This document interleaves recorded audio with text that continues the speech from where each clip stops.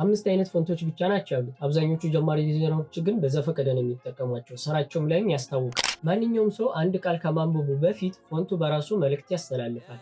እናም 5ቱን ፎንቶች ልንገራችሁ። የመጀመሪያው ሴሪፍ ፎንቶች ለምሳሌ ታይምስ ኒው ሮማን እና ጋራሞን። እነዚህ ፎንቶች ቦልድና ተሰሚነትን የሚያሳይ ስሜትን ይሰጣሉ። ባንኮች፣ የህግ ቢሮዎችና የለግዠሪ ብራንዶች ይጠቀሟቸዋል። ሁለተኛው ሴንሴሪ ፎንቶች ለምሳሌ ሄልቬቲካ እና ኢንተር። እነዚህ ፎንቶች ክሊን፣ ዘመናዊና ሲምፕል ናቸው። አፕል፣ ጉግል እና ማንኛውም ትልቅ የቴክኖሎጂ ካምፓኒዎች ይጠቀሟቸዋል። ሶስተኛው ስክሪፕት ፎንቶች። እነዚህ ፎንቶች በሰው እጅ የተጻፉ ይመስላሉ፣ ነገር ግን ፐርሰናሊና ማራኪ ናቸው። ለውበት ብራንዶች፣ ለፋሽን እና የሰው ልጅ ንክኪ ላላቸው ነገሮች ሁሉ ቤስት ናቸው። አራተኛው ዲስፕሌይ ፎንቶች። እነዚህ ፎንቶች ላውድና ጋላጭ ናቸው። የተሰሩትም ለአንድ ዓላማ ብቻ ነው፣ እሱም ትኩረትን ለመሳብ ነው። የመጨረሻው ሞኖስፔስ ፎንቶች። እነዚህ ፎንቶች ደግሞ ለኮዲንግ፣ ለቴክኖሎጂ እቃዎችና ለጥንቃቄ ነው ብዙ ጊዜ እንጠቀመዋለን። ነገር ግን አብዛኞቹ ጀማሪ ዲዛይነሮች ሙሉ በሙሉ የሚዘነጉት ነገር ቢኖር ይሄንን ነው። ፎንት ጌጥ አይደለም፣ ፎንት መግባቢያ ነው። የተሳሳተ ፎንት ከመረጣችሁ ምርታችሁ የፈለገውን ያህል ምርጥ ቢሆንም ብራንዳችሁ ግን የተሳሳተ ስሜት ነው የሚሰጠው። በዚህ አጋጣሚ ደግሞ የብራንዲንግ ስራዎች መሰራት ለምትፈልጉ ድርጅቶች ካላችሁ እኔም በውስጥ መስመር መናገር ትችላላችሁ። በየሳምንቱ ደግሞ እንደዚህ አይነት ቪዲዮዎችን ስለምለቅ ቪዲዮ ከተመቻችሁ ፎሎ ካረጋችሁ ደግሞ ላይ